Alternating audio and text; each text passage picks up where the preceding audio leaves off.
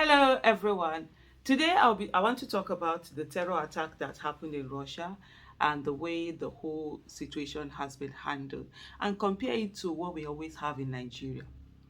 The terrorism we have in Nigeria really it's due more to governance failure than anything. We've had situations whereby people come into the country, terrorize us, do everything they want to do, and there's never even an arrest. Yes, I can tell you that there's no single any terrorist attack that has happened in Nigeria that based on that attack, certain investigation was done and these people were arrested. No, it's either later they will just now arrest some people and then they'll say they are the ones that did that. This thing, Nyanya bombing, nothing like that. In the midst of Abuja, Emma Plaza bombing that happened in 2014, nothing like that. And this was Abuja where millions of dollars, hundreds of millions of dollars had been spent. I think we paid that thing on loan. I don't know whether we finished paying it 10 years after. Had been spent on doing CCTV in Abuja. But yet when that attack happened, there was no CCTV coverage. So for you to even be able to say that, okay, this is when the people came, this is the vehicle that came, this is what happened, this is what, nothing, absolutely nothing. Meanwhile, there was supposed to be CCTV, monies had been borrowed, monies had been used, our commonwealth, but some people have, looted those monies. Some people have carried that money away and that's it. Meanwhile, lives are being done, people are suffering. In this whole Russian attack, you see the fact that they have been arrested.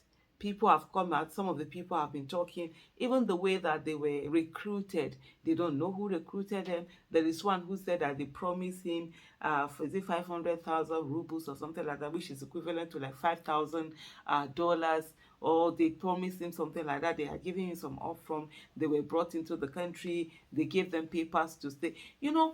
So it's such an elaborate attack happens. It's not even the mastermind. So they just got some people to just come in and they just go there, start killing people, just people you don't know. For me, in any of these accidents that happen, it's always that thing that blows my mind. That you wake up, somebody you don't know, you've never seen in your life, and then you just go ahead and just kill them just like that.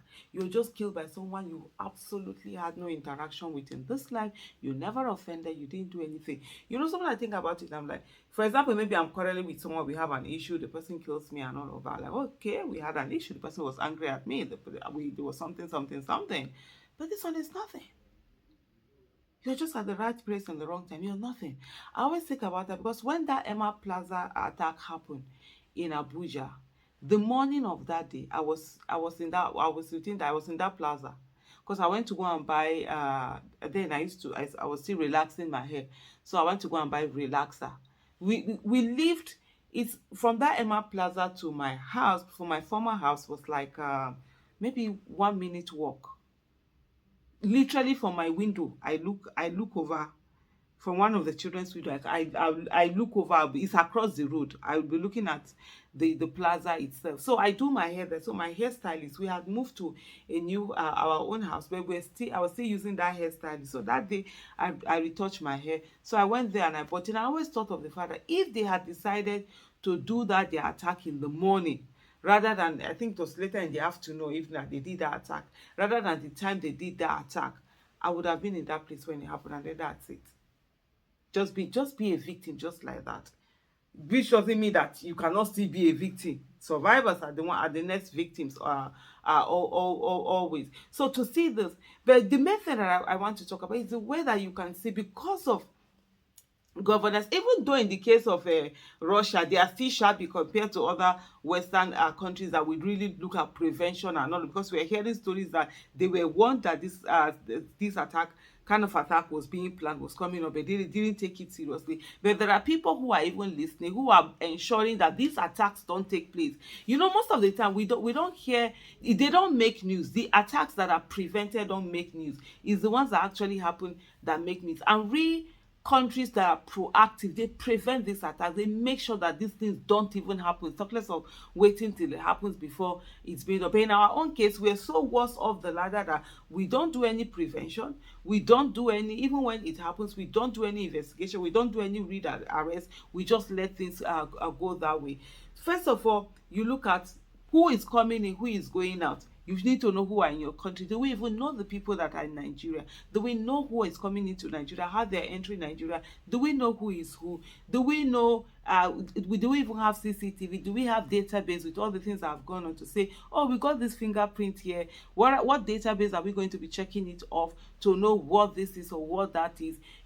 So many things that we are not working on, and that's why all of these terrorists have found like a haven in Nigeria, where they will actually do some terrorist attack elsewhere. They will bring their victims into Nigeria. Remember the one that happened in Nigeria, where they abducted an American citizen and they brought him into Nigeria from Niger Republic. They now brought him into Nigeria, and the Americans sent in their troop to come into Nigeria and rescue their citizens. It was even after the rescue that we got to hear about anything. We didn't hear about that. And that's how citizens matter. So this terrorist issues and what it's about governance issue. We've not even, let's look at the recent abduction that happened in Kaduna State. Who are the people? Where are the CCTV? What even shows, what investigation will be able to say these are the people who have done this thing? All we hear, when normally it's even the perpetrators that will now release one thing or the other and say that, oh yeah, they are the ones that did this thing, they are the ones that did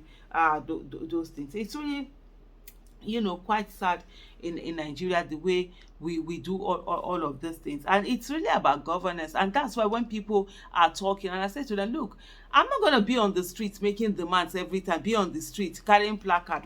Who are you carrying placard to?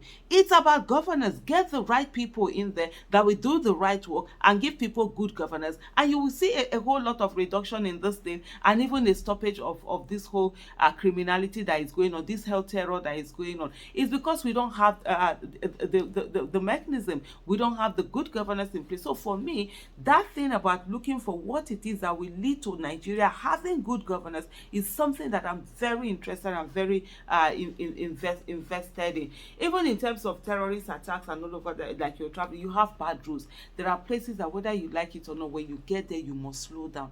That makes you a potential victim for kidnappers, for armed robbers, for terror. You can't speed through because the roads are bad. You have a lot of people, they call it ungoverned spaces. Why are they ungoverned? Because of course we've not provided the kind of leadership, the kind of governance that will ensure that those places are mapped, they are governed, people know about what is happening in those places. And these are all the niches that many people have found, and they're using it against the whole country, and we all are suffering. And it's really such a terrible thing. If we are really interested and invested in stopping terrorism in Nigeria, definitely we have the capacity to do it. But what we don't have currently is the political will to be able to do it. And what we've had over time is just people playing lip service to it while they continue to benefit in whatever way it benefits them, for Nigeria to keep being terrorized. Thank you so much for watching.